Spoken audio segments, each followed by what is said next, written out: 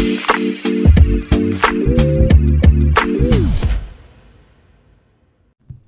right, hello, and welcome back to another episode of the Chase Thomas Podcast, where I'm still the aforementioned Chase Thomas, coming to you live from Knoxville, Tennessee.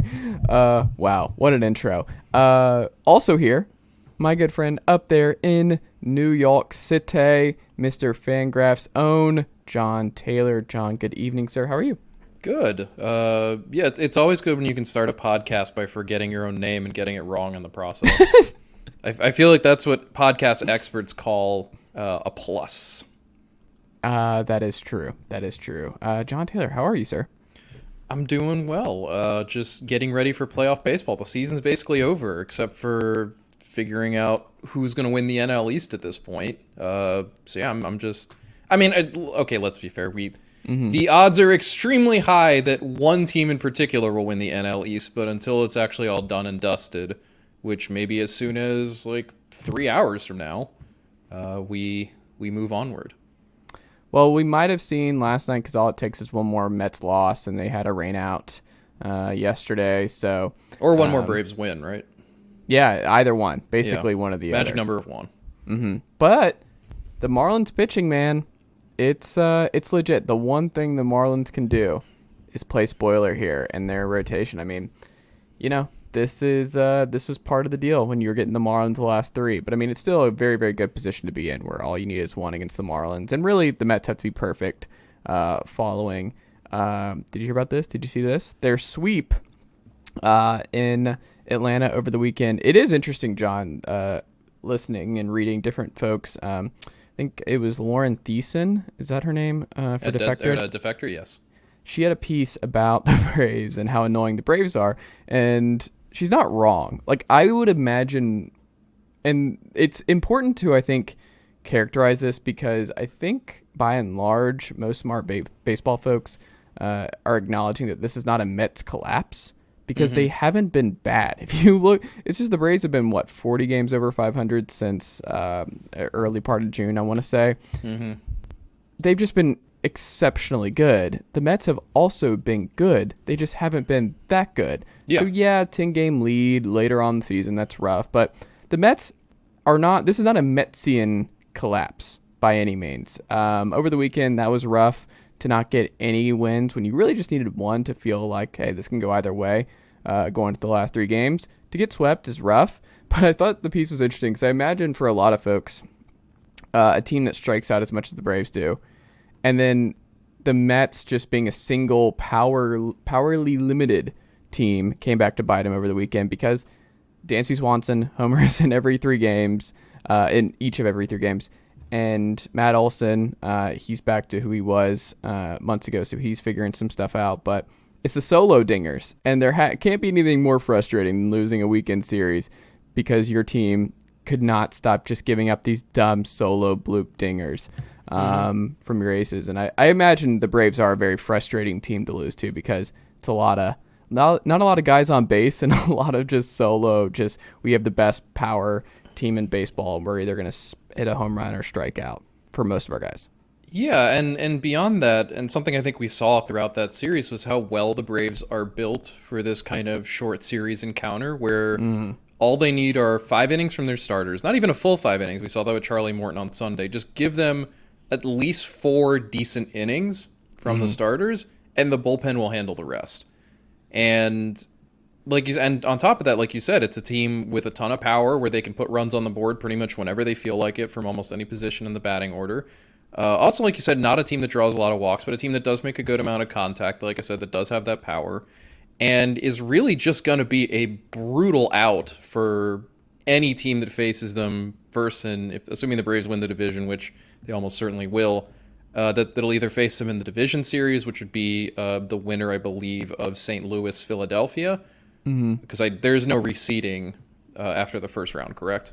I don't think so. No, and then presumably should they get that far against whoever they face in the NLCS, and then beyond that if they make it to the World Series again, this team is just very, very good. And like you said, this is not about the Mets falling apart. Like the Mets have played very well for the most part down the stretch. I mean, They went 19 and 11 and 17 and 8 in July, 19 and 11 in August, 15 and 11 in September. That's all great, you know. I mean, if you want to point to a particular stretch of baseball, I think that Mets fans will be looking back on and going, that was it. That was where we lost the division. It was losing 2 out of 3 to the Nationals at the beginning of September and then getting swept by the Cubs at home in the middle of September. 5 losses to 2 teams way under 500, where even a single extra win there would have made a huge difference. And like you said, too, with that 3-game series, especially considering New York held the head-to-head tiebreaker, because there's no more game 163 now. They had the head-to-head tiebreaker at 9-7. All they had to do was win one more game, and even if the NL East finished in a tie, they would have won the tiebreaker and won the division. It just can't be overstated. Losing 3 games was the nightmare scenario. It was the thing that could not happen, because not only now have you lost the division, but now this is the path the Mets now have to take. Assuming that they will make the playoffs, because there'll be a wild card regardless. They get the Padres now in the first round, which means Yu Darvish right off the bat, which means Juan Soto and Manny Machado and everything else right off the bat. And if they win that series, their reward is a best of 5 against the best team in baseball in the Los Angeles Dodgers. That is absolutely awful, as again compared to what the Braves will do, which is get the first week off for everyone to get healthy, which is also massive when you consider that Spencer Strider is still out with the oblique strain he suffered, and I'm assuming Atlanta is hoping he'll be back in time for the division round, but obviously there's no guarantee there. But they would have been in a lot of trouble, I think, in the wild card round without him. Forced to use, presumably they would have had a top 3 of Fried, Morton, and I assume Kyle Wright, which is fine, but certainly not. Strider is obviously better to have there. And beyond that, obviously, that Atlanta will get to face either St. Louis, who is a solid team, but I don't think anyone's going to be pushing them as a World Series pick, or a schizophrenic Phillies team that has spent the majority of this month just puking on itself over and over again, and really should inspire no confidence in anyone going forward. So about as bad an outcome as you could imagine for the Mets, especially when you consider, and I've seen a lot of Mets fans note this online, Atlanta is built far better for the future than the Mets are. Like these teams are both very good in 2022, but I know that when the time comes to make 2023 picks, you know, assuming that neither team goes buck wild in the offseason or does something crazy, I'll be picking Atlanta as the division winner yet again, because the Mets are going to have some real roster issues they're going to be running up against. First and foremost, obviously, will be what they do about Jacob deGrom, who has an opt-out in his contract he is almost certainly going to exercise. But future Atlanta Brave. Don't do this. They've already suffered enough. Don't do this to them. What if that happens, though? What if he really did? I could see it. I mean, I'm sure I could see it if they really wanted to make that expense, and they certainly can, given that they do have. And what I was going to know too about Atlanta being better set for the future is because they have Acuna, Albies, Riley, Harris, Grissom. Like, they have all these guys either locked up for the future or who are just coming up and who are ready to be part of that future. Obviously, they have Strider's part of that as well. They have Max Fried part of that as well. They're bringing back Charlie Morton for another season to be, at the very least, a useful league average arm at the back of their rotation. They clearly have figured something out with Kyle Wright. Their bullpen remains very, very strong. There's a lot that there is to like about Atlanta going forward. Whereas with the Mets, the concern has to be, okay, this team is good, but they clearly need a catcher, and maybe they just throw Francisco Alvarez into that mix next season. But we'll see how that works out. They're getting older all across the diamond for the most part. They have to figure out the DeGrom situation. The back of their rotation needs some attention. They've really not received the best results from that group. Their bullpen, aside from Edwin Diaz, has been kind of a mess, and Diaz is heading to free agency, coming off one of the most dominant reliever seasons we've ever seen, so he's going to get paid by somebody. There's a real chance that the Mets might have to run their payroll up to $300 million to bring this group back, and that's without really making any improvements. So this, if anything, this NL East race, not just for what it meant for the Mets for this season, but also for the future. It's like you could, and don't be surprised if a year from now we're looking back and saying the Mets missed their best shot at making the most of this roster, at least as it currently stands. Whereas Atlanta, again, the future is very bright and very open for them because of all the moves they made to lock up their young talent. But like you noted, and like we've been saying, this is not a Mets collapse. This isn't something where you could just go same old Mets. The Braves just chased them down. They just straight up chased them down. I like that pun. I mean, just look at. I wasn't even trying to do that actually. Now that But I you mentioned appreciate it. that. But look at it this way: as you noted, 76-32 in their last 109 games. That works out to a 697 winning percentage, which over the course of a full season is a 113 win pace. Yeah. There's just not a whole lot you can do about that. There's just nothing you can really do when the team behind you just will not stop. You know, it reminds me of in Terminator 2, the T-1000 just relentlessly chasing you, and just there's no way to destroy it unless you just drop it in a big puddle of molten steel or whatever. So, yeah, I mean, it really does say a lot about Atlanta and about how good a team they are. And like, to me, again, it just says how utterly difficult this team is going to be to knock out of the postseason. You know, we have not had a repeat champion in going on 20 years now, since the Yankees last pulled it off in 99 and 2000. Over 20 years now at this point. I'm not going to bet on Atlanta being the team that breaks that, but there's a pretty good argument that this team going into the postseason now is better than the Braves team that won the World Series last year.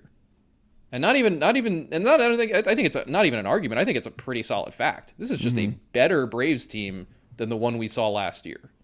And that has to be really scary to think about for the rest of the National League, for the Dodgers, for whoever comes out of the American League, be it the Astros or the Yankees or Cleveland or whoever else.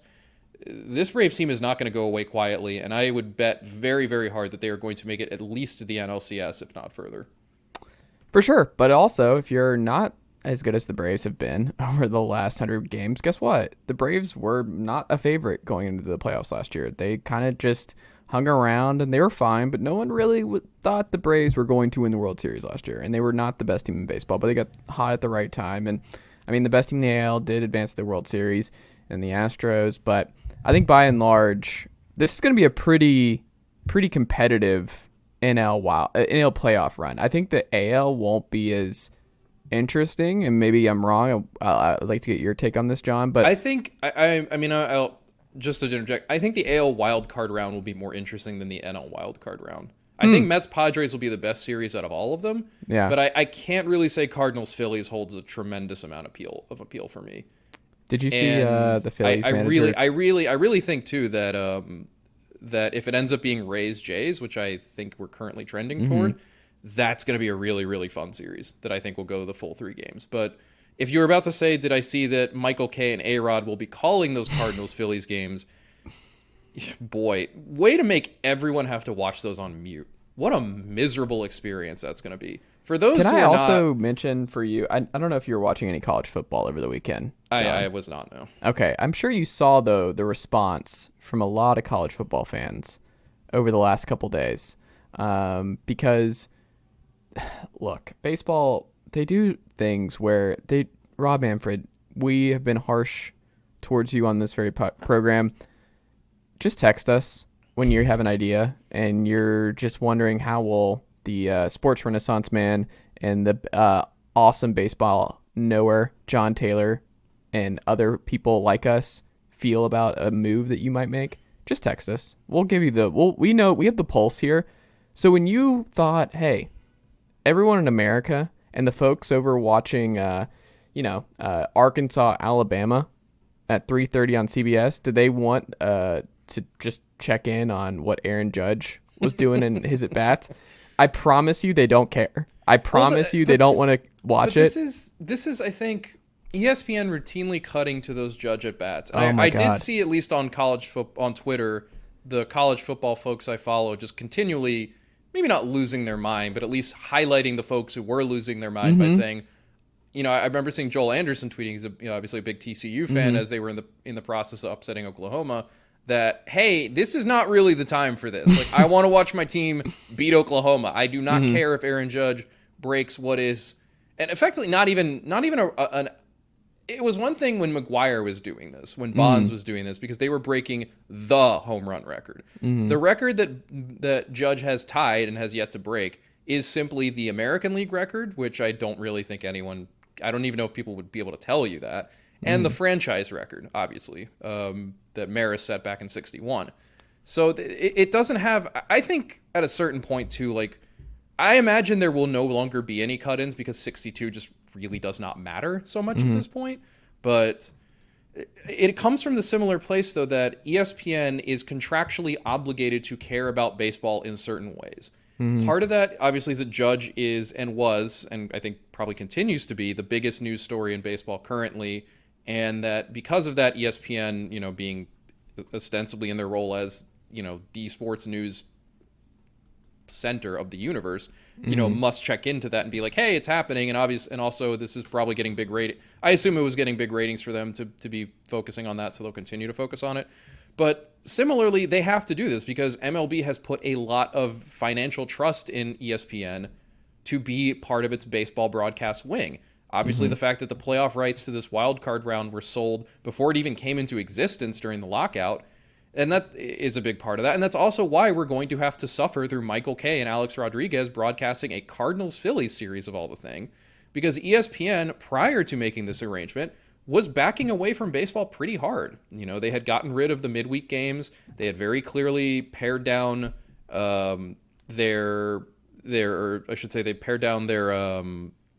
the degree to which they were kind of hyping up Sunday Night Baseball, which had become more of an afterthought. Baseball Tonight obviously has more or less disappeared from the ESPN landscape, aside from the half hour or so they air before Sunday Night Baseball.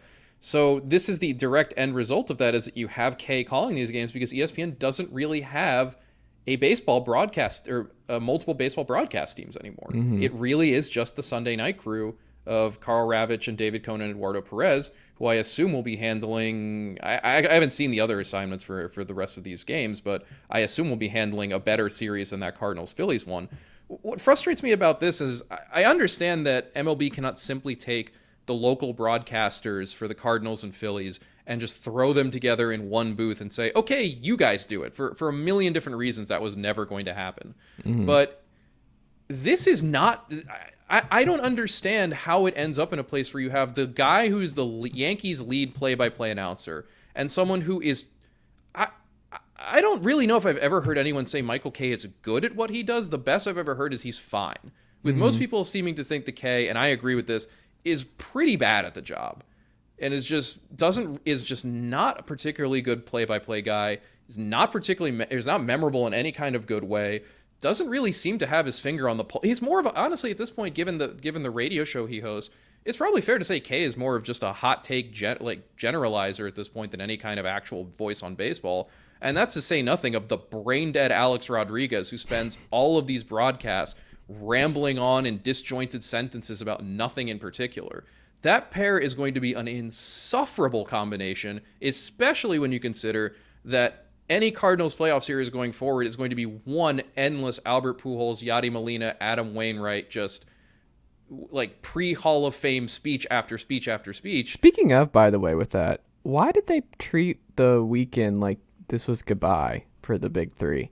If only because a playoff series. They're playing. But I think I understand that, though. For the fans who are going to be there, a regular season is definitely one thing, and not everyone can go to a playoff game. I completely get that.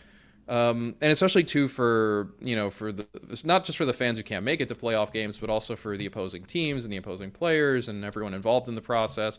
For all the folks who won't be a part of the Cardinals postseason. Whatever, well, I guess just don't say the last home game for these three. It's more of my beef. They kept saying last home game, and I kept seeing that on Twitter, and the way it was marketed, it's the last home game with these three, and I'm like, no, it's not.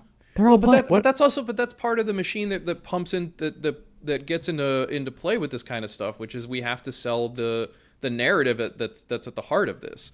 So we're way off whatever the original topic was, but no, this is the Major League Baseball. The playoffs are here. We're bouncing around the Major League Baseball playoffs. That's fair. I do just wonder, because we were talking about the wild card series, or the wild card round, and you think that the NL is going to be a more interesting watch. No, I meant the NL as a whole. NL as a whole. Okay. I think the NL is more open. Look, the Dodgers are world beaters, but we've seen this story for years now. Yes, they broke through once, but we always go. It seems like tradition unlike any other for the Dodgers is who can stop the Dodgers this year? And then it's every single year except for one, they have been stopped eventually. Yes. That's what happens. It's baseball.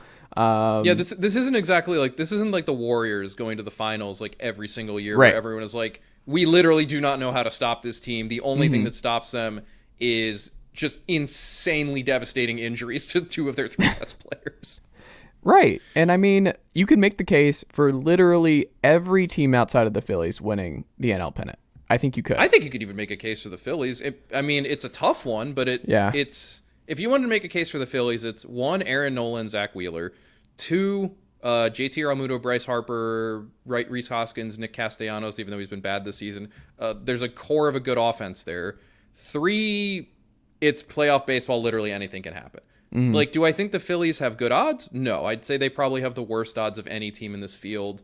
But they have good wild card odds. Like the one thing is they're built for the 3-game series. Like with their power and their pitching with Wheeler and Nola. Especially because they will get to drop Wheeler and Nola games 1 and 2. Obviously, the downside for them is they won't be playing at home unless they can force 3 games. And St. Louis is no pushover in regards to any aspect. I mean, not a super team by any stretch, but a very solid one that should at the very least, like, I don't see the St. Louis team just rolling over and giving up. No. But I mean, I don't know. I think in my mind, I think I tweeted something to this effect on the other day after the Braves finished that sweep, but I would not be surprised if the CSs we get are Yankees, Astros, and Braves, Dodgers, because in my mind, those have been like essentially wired to, in some cases wired to wire, but otherwise for the better part of the season, the 4 best teams in baseball. And they're going to be favored. They're not only are they going to get all the 4 of those teams going to get the week or the first round off to rest and recuperate and everything.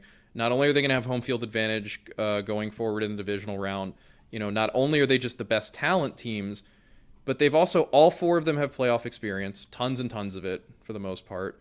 Obviously, you have the defending AL champions, the defending World Series champions, a Dodgers team that's been in the playoffs every year since the dawn of time, a Yankees team that has struggled in the playoffs but still obviously has a lot of good things going for them and seems to be getting somewhat healthier at the right time and somewhat more productive and somewhat closer to what I think the best version of that roster would be.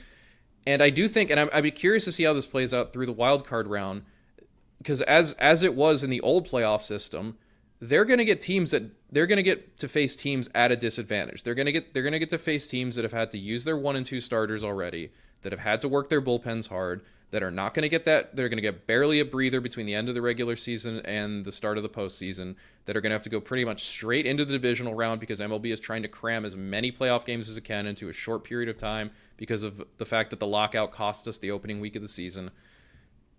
It's really hard not to think that with their roster and structural advantages that those 4 teams will not be the last one standing. Because we've just seen it over and over this season. And I think the reason I tweeted it when I did was because the Braves proved it in that sweep against the Mets. They're one of the best teams in baseball. And it really is them, the Astros, the Yankees, and the Dodgers. Those are far and away the 4 best teams in baseball. I don't really think there's any other claim any other team can make. That's fair. John. Yes. The Tigers. To go in entirely the opposite direction. Well, they're playing okay. 10-3 as of yesterday, I want to say. So I'm not sure did the Tigers win yesterday? I don't know. I mean, look, man, you're asking a lot to ask me to pay attention to the 2022 Detroit Tigers at any point past like mid-April. Like once it became clear around like the end of April that this team wasn't going to be any good, that was pretty much the point at which I checked out on Tigers baseball. And nothing that's happened in the 5 months since has made me think that was a mistake. However, Scott Harris was hired. And Scott Harris, if you read around what people think of him in baseball coming from San Francisco. Former Giants front office dude. Very, very different than Al Avila, yes. It looks like. Which we have said for several years now on this show that this needed really to happen. Long time. And it happened, and we haven't talked about it. And I wanted to get your perspective. Now that the Tigers shifting gears a little bit here. I mean, 10-3 last 13. Scott Harris been a breath of fresh air in Detroit. I am more interested in what Detroit does this winter with the Scott Harris hire because I think they could have gone a lot of different ways, and they could have Chicago White Soxed it, and they did not. And I think there is reason for optimism because, like, what have we said? They've drafted well. They have talent. They just don't develop anybody. No, they've been very bad at talent development, and I think that's and maybe he fixes that the biggest a little issue. bit. Well, I think there are 2 huge issues when it comes to the Tigers going forward. The first is, like you said, talent development. They have struggled badly to turn all of the top picks and prospects they've come up with into useful starting pitchers. And to a certain degree, some of it's unlucky. Casey Mize blowing out his arm is not something you can really, plan for or predict. But at the same time, Matt Manning has struggled. Alex Fado has struggled.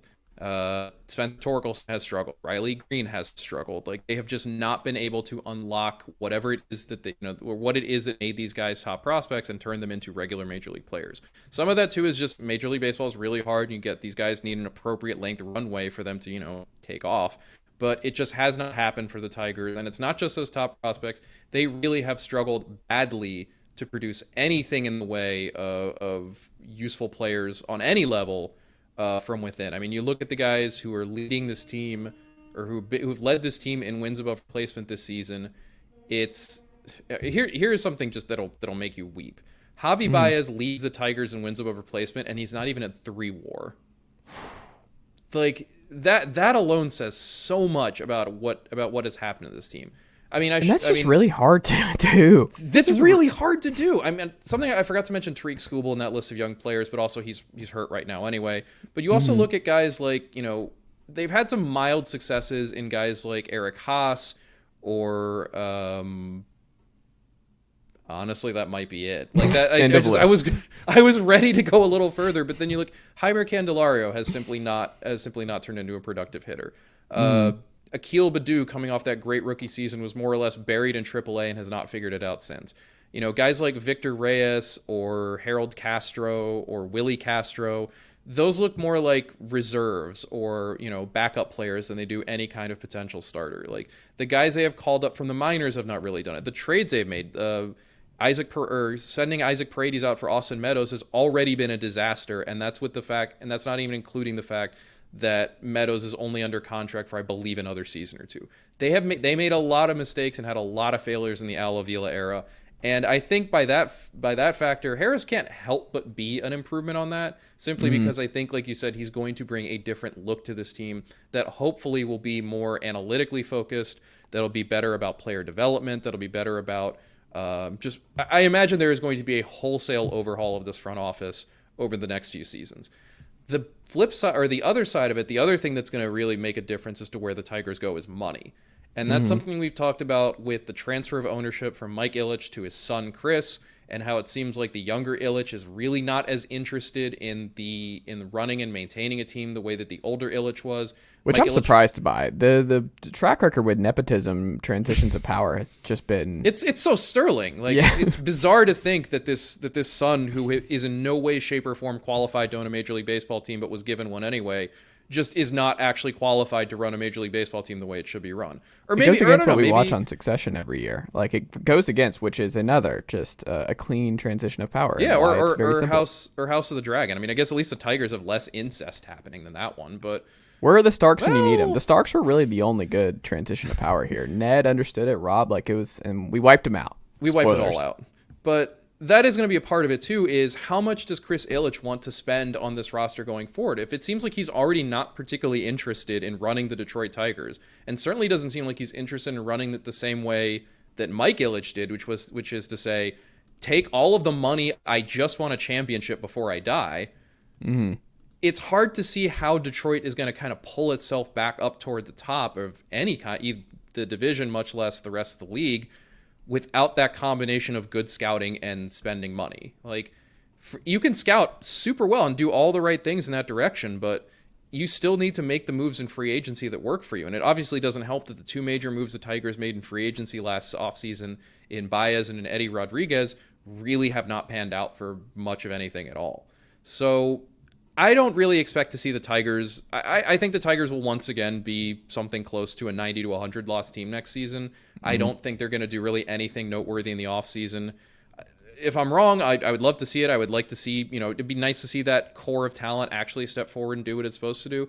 But I have to think that the next year or two in Detroit is probably going to be focused on overhauling the front office, overhauling scouting, overhauling player development, like kind of restocking the farm, doing better in that capacity, and trying to figure out if they can build that young core before they then start adding on to it. I think, if anything, what it looks like last offseason was probably premature in that regard, but it also feels like last offseason just wasn't very smartly done on the part of Detroit.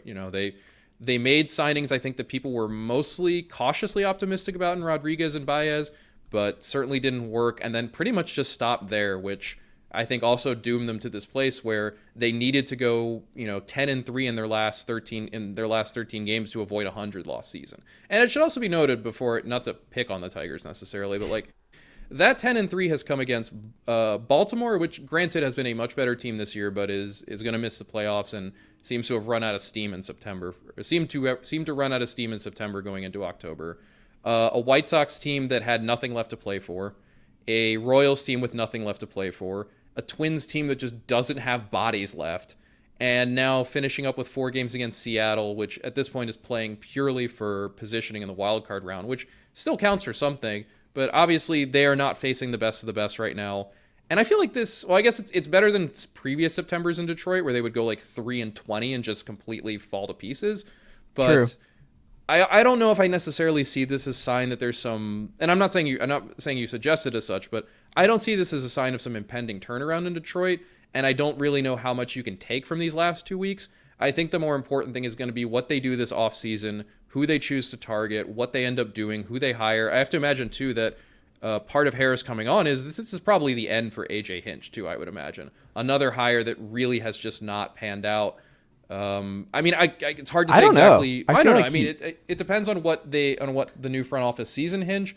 But if the expectation was this is a guy who can coach up our young players and bring a championship winning mindset or whatever the particular phrasing is, it's really hard to argue that he's done that. I'm not. I guess there's so much that a manager is judged and based on that we don't see as fans. But at least from what we do see as fans, I'm having a hard time seeing what it is about Hinch that suggests he should come on, he should be brought back. Especially, too, just given the propensity, too, of new front offices to want to bring in a new managerial core that, someone that they can work with, someone that they share a mindset and a vision with, which is not to say Hinch isn't aligned with that, but that I wouldn't be surprised if he also goes as part of the overhaul that's coming in Detroit. I like it. Where should we go next? Let's hit this. The Cubs, who you love. Big Cubs guy. Mm-hmm. They're ending the season hot. You mentioned their series with the Mets, but like the Cubs, there's a little bit of reason for optimism the way they're ending the season, right? I think there's more optimism than there would be for a team like Detroit. I mean, just looking at the schedule, and I don't want to place too much onto September. Future Cub Carlos Correa, by the way, based on those comments, by the way, hilarious. Like that man is gone. I don't know if Twins fans are holding out any hope that Carlos Correa might return. I don't. I mean, I could see it either way, but I wouldn't be surprised if he at the very least opts out to try again. There's no reason not to. This is what he said. Do you know what he like on September? I mean, I haven't seen the specific comments you're talking about. Well, I have the quote for you. Okay, fantastic. I go to the Dior store. Never been. I don't know if you've been there. Never been to the Dior store. No. When I want something, I get it. I'm the product here. If they want my product, they've just got to come get it. Okay. Is that Marlo Stansfield or is that Carlos Correa? That could be a fun game. When they want the product, they come and that's a really good line for starters. Mm-hmm. I don't know. I mean, that just strikes me as not a Twins thing to do. It's very much not Minnesota. It's very much against the ethos of Minnesota, but in that it's not passive aggressive sniping. But that is some full on the Yankees, the Mets, the big markets love that kind of thing. That's I guess just to Minnesota. Briefly on Correa, like I can see him at least wanting to go to a more surefire contender. I think the question is who is that surefire contender that's willing to give him the money? Well, is there a path to the Cubs jumping into NL Central contention next year? I don't see that because I don't think this Cubs team is going to be in that kind of race next year. I mean, I don't think the NL Central is not the NL West or the NL East or the AL East where it's just like it's either got a huge juggernaut team on top of it or it's got a ton of competition within it. The NL Central is very much the team that is the hardest. The Cardinals won it by virtue of being a good team, but also by virtue of the fact that pretty much everyone else stopped trying, the Brewers included. But when you look at the way the Cubs are, and for what it's worth, they have been good in the second half. They were combined 17 and 12 since the start of September. They've been above 500 since the start of August, or just in that span. You know, you look at what that team has roster wise, and I don't think we're really seeing the pieces that need to be there for the Cubs to be actual genuine contenders yet. You look at the fact that their best offensive player is Wilson Contreras, and he's a free agent this offseason, and I really doubt Chicago is going to bring him back unless he gives them a hometown discount. Second best player is Ian Happ, who has one more year of team control left, and then will be a free agent himself as well. Obviously, they've got Seiya Suzuki signed long term. They've got some young pieces up who who really did show some genuine. I think we saw a lot of improvement out of Nico Horner. I think Christopher Morel had a very nice debut and is certainly, I think, a piece going forward. I think Suzuki had very good flashes in between injury. Franmil Reyes has not been great, but he's still somehow only 26 years old. I think there's obviously a lot. There's no way that's right. I saw that number and I was like, that has to be wrong. When did he debut? He's only 19? 26 years old. Something close to that. The Padres called him up very young. They have Nick Madrigal still, who has spent most of the year injured, but is obviously still there and still a part of that potential core. He was bad, though, when he was on the field. He was bad. I mean, the jury is not necessarily out on Madrigal, but it's also not returning it's not supposed to have a very good return yet. So obviously up in the air. But that's, I think, kind of pointing to what I'm saying. I think you can see the same thing pitching-wise, where Justin Steele and Keegan Thompson, and in particular Hayden Wesneski, who's been fantastic since he was acquired from the Yankees for Scott Efros. You've seen real flashes from them that there is actually a functional core kind of coming together in Chicago. But I also wouldn't say it's just there yet, because there are still a lot of holes on this team. This team right now is starting someone named Alfonso Rivas at first base. I'd literally never heard of him until I looked at the Cubs baseball reference page about half an hour ago. Just never, ever heard of him. Yeah. You know, similarly, guys like PJ Higgins, Nelson Velasquez, Zach McKinstry, David Bodie, Esteban Quiroz, like the departed Clint Frazier, like Patrick Wisdom, who's already 30, I don't really see the core of a contending team with those guys. And then on top of that, you look at where their prospect core is.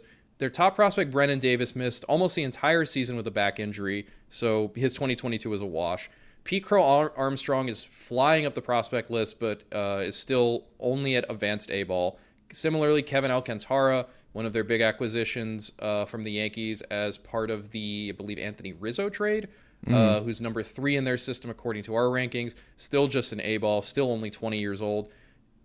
And again, that's worth noting. Crow Armstrong is 20. Alcantara is 20. Christian Hernandez, who's number 4 on our list, is 18. Owen Casey, who's number 5 on their list, is number 50. He was picked in the 2020 draft. Their top pick in the 2022 draft, Cade Horton out of Oklahoma, pitched only 53 innings in college because of injury. You know, I don't really know that the pieces are there for the 2023 Cubs. I think what's more likely is than the 2023 Cubs being like a player for Carlos Correa and actually getting themselves into the race is something more along the lines of they take 2023, they let the prospects keep developing, they see what they've got with the young guys in Suzuki and Morel and Horner and whatnot. Maybe at the deadline, if they're out of it again, they can move Happ for some more prospect capital. And then looking toward that offseason, I mean, you look at this offseason for the Cubs, they're going to shed the money that they owe to Contreras. Wade Miley will also come off the books, so probably a few non-tenders.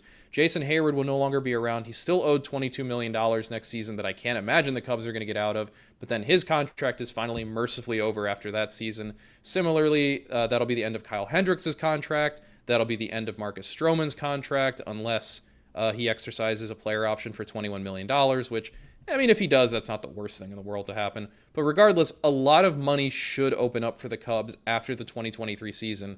And while I know it's kind of a fool's game to say, oh, well, that's when the Cubs are going to spend again, considering they haven't spent in going on 5 years at this point, yeah, I think you can make the argument that that's going to be when that window kind of reopens for them to say, okay, the prospects are here or will be here soon.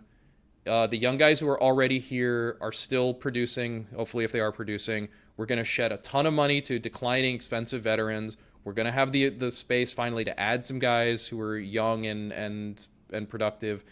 So I would not be surprised if this offseason in Chicago is a quiet one. They let Contreras walk. Maybe they work out a trade or two. They bring in some more young pieces or some maybe cheaper veterans to kind of fill some spots again.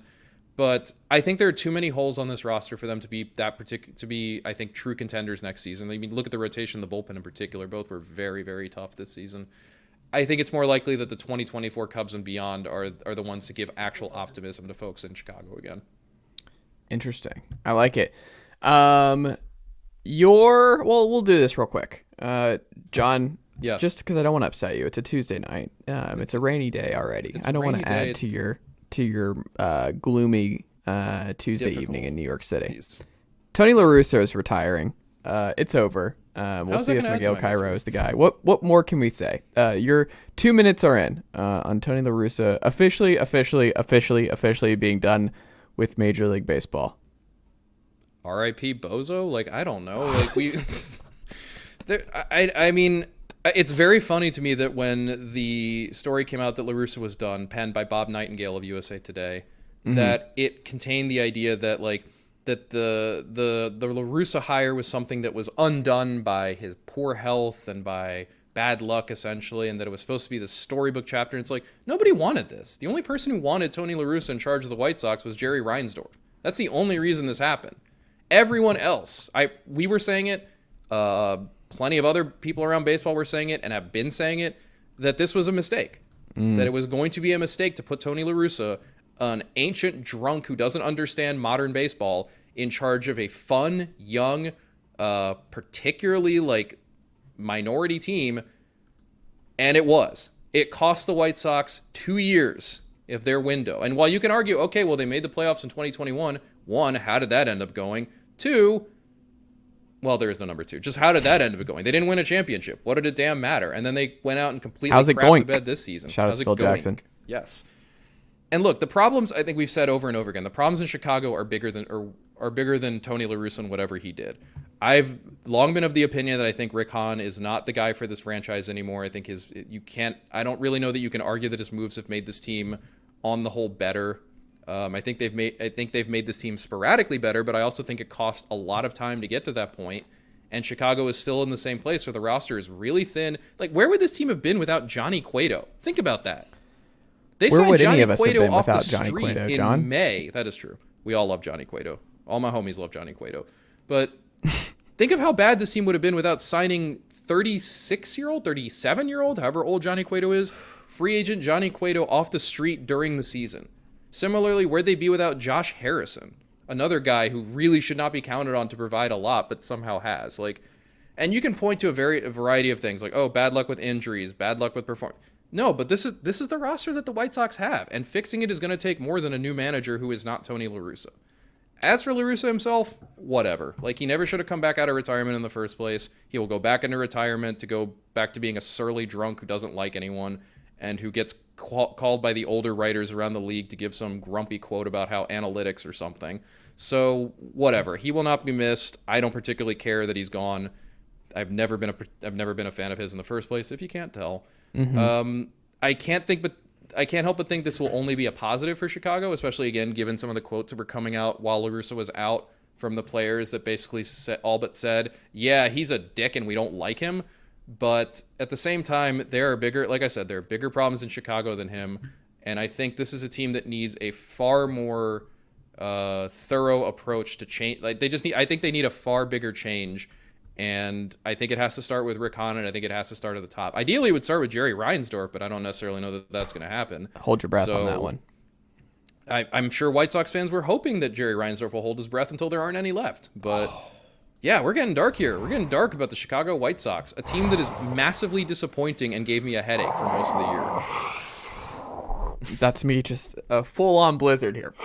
I thought that was your Darth Vader for a second there. Oh my goodness. John, we'll end on this. A happy note. Your NL and AL MVP. You got to do it Tuesday night. Who is your NL and AL MVP? I mean, it's just tough. It really, really is tough. I guess we'll start with the NL because I think I feel a little better there about just saying. I mean, it's funny because for as much as all the debate has been on the AL side of things about Judge versus Ohtani, and here's where I'd like to note too that Aaron Judge's wins above replacement on Fangraphs is 11.4, which is just nonsense to think about. By Fangraphs WAR, the following three players are tied for the National League lead in WAR: Nolan Arenado, Manny Machado, and Paul Goldschmidt, with Freddie Freeman 0.2 WAR behind. And Francisco We should mention Lindor Freddie Freeman's had a points better line year behind than he did in Atlanta. Like, this is maybe his best season ever. Which is wild to think about that. Even despite that, he will not. I don't think he'll even finish in the top three of the MVP voting. I think the top three will be Arenado, Machado, and Goldschmidt in some order. If he does this in Atlanta, I wonder if he's like the favorite this year. Possibly. Twist my arm, pull my leg. I am probably going to go with Goldschmidt. Mm-hmm. I think Machado... They might clean up. Marmol might win Manager of the Year. You might get Goldschmidt MVP. I think Pujols obviously will win Comeback Player of the Year, which is kind of an insult to him in the first place. That's the dumbest award, though, in sports, is comeback. No one knows how to define it. They make up the rules every year. Like, what is comeback? He was just injured last year. That's not comeback of the year. He was just injured. What does that even mean? Or he was just bad last year, so then he was just... What does that mean? Or he was young, and it really took some time for him to become the player. Like, it's one very has... silly. It's very the silliest silly. award. I think Goldschmidt has the shinier numbers than Machado does. He has the better triple slash, the higher weighted on base average, the higher weighted runs created plus. Wow, that's a real tongue twister. That's tough. Arenado obviously has him on the defensive end of things, but I really don't think MVP voters care that much about defense unless it's an obvious like 5-tool superstar. Mm-hmm. So I think Goldschmidt's probably going to walk away with that one. Any of those three guys of Arenado, Machado, or Goldschmidt winning is fine by me. I truly, they're all excellent players. I just think it's going to be Goldschmidt in the end, especially when you count the fact too that he's a guy I think last year a lot of people started to wonder, is Paul Goldschmidt, is he done? Is he reaching the end? Nope, he is just fine. This may be the last really good season of Paul Goldschmidt's career, but I think it's MVP worthy regardless. AL, look, the NL MVP vote feels to me like you're essentially splitting hairs numerically. Mm-hmm. The AL MVP vote is a purely philosophical one at this point. And that said, it is a philosophical argument of which is more valuable overall. A guy having one of the single greatest offensive seasons the league has ever seen, or a dude who is on both sides of the ball a top 10 player. I genuinely don't know how you answer that. I don't know if I have an answer for that myself. Man, this goes back to it's funny that the Angels can't get away from this. The Trout Miguel Cabrera debate. This is the spiritual successor of the Miguel Cabrera Mike Trout debates. And I think, unfortunately for the Angels, it's going to end the same way, which is I think Judge is going to win the MVP. I don't think there's a doubt Judge is winning. I don't think so either. I think if he'd finished with 50 home runs, yes, maybe Ohtani can sneak in. But I think the narrative is just too strong. 61 the narrative homers, of 61 homers, the narrative of potentially winning the Triple Crown. He'll win at least 2 of the 3 categories and has an outside chance of winning the third. The narrative of, again, the if Angels you still suck. There are still some writers who are, Yeah, the Angels are still terrible, whereas the Yankees have won the division and are going to go to the playoffs. And on top of everything else, the narrative of him doing this in a contract year after turning down an extension, betting on himself, and coming away with, again, one of the 20 best offensive seasons we have ever seen in all of Major League history. Unfortunately for Ohtani, I just don't think what he did is enough, which is insane to think about. He was literally one of the 15 best pitchers in baseball and one of the 25 best hitters in baseball at the same time, but that's not going to be enough. And ultimately, I don't know that I really have a problem with that. I think in order to defeat a guy like Ohtani, similarly, in order to defeat Trout in his prime, you needed to put together a season that was historically, undeniably great. Something that people will be talking about for years to come. And I think Judge did that. Again, an 11-win season. That doesn't happen. That's Trout territory. That's Trout in his prime territory. That's ultra freak Barry Bonds territory. I don't even know if Bonds got that high because his defense was too bad. Judge is a total package. He's gonna if not set a record, at least gonna make history. If I had a vote, I would give it to Judge, and I don't think it's going to be a particularly close vote ultimately anyway. I think Judge is going to win in a landslide. I would agree. Jon Tayler, always a pleasure, my friend. Find you on Twitter at JATaylor. Go subscribe to Fangraphs.com, especially right now with the season wrapping up here with all kinds of great playoff coverage and a whole new group of talented writers to join forces with the already talented group of Major League Baseball writers right there. So subscribe today. Fangraphs.com. Do it. Playoff baseball. It's here. Come join us. All our playoff preview stuff is going to start rolling out in the next few days. We'll have staff predictions, Zips playoff odds, power rankings, series previews. And then throughout the playoffs too, we'll be running live chats during our games. I'll be running the Twitter account, so I'll be keeping folks updated with all the cool Fangraphs stuff. I'll have coverage of every game as it happens. So yeah, like Chase said, come subscribe to Fangraphs. Come join us for the single most fun month of the year, October. It's here. It's finally here. I'm happy for you that you get to spend this first round not having a minor coronary incident every time a new Braves reliever comes in. Yes. That you could just watch a bunch of other teams beat up on each other and just sit there kind of rubbing your hands together. But it's going to be a lot of fun regardless. I'm really excited about just getting to this point of the season again. Let's go playoffs. Let's go baseball. Let's go. Let's go MLB. There you go. Jon Tayler, I will talk to you next week. Sounds good.